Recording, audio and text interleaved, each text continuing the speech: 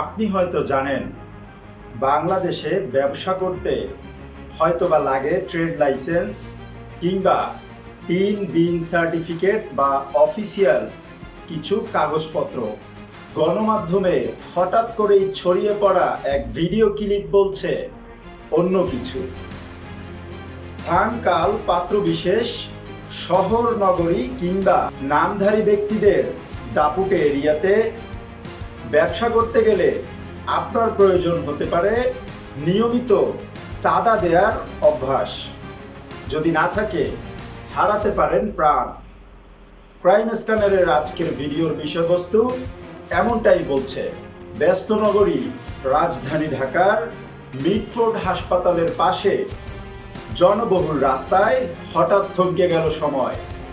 একজন মানুষ, একজন ব্যবসায়ী নির্মমভাবে প্রকাশ্যে হলো খুন।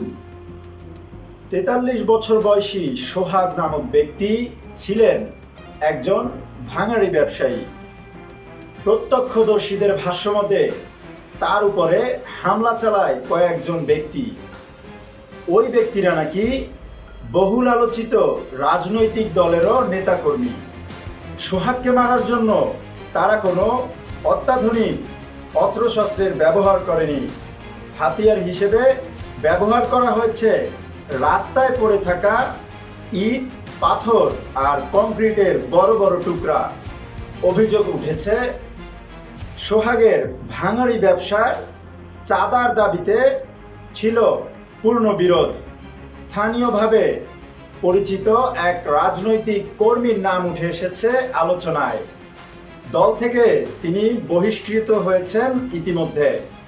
সোহাগকে হত্যার ভিডিও ছড়িয়ে পড়েছে সামাজিক যোগাযোগ মাধ্যম এবং গণমাধ্যমগুলোতে।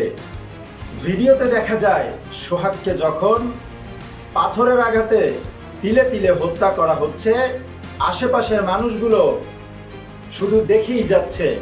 কিন্তু এই নির্মম হত্যাকাণ্ডে বাধা দেওয়ার মতো সাহস হয়নি কারোর।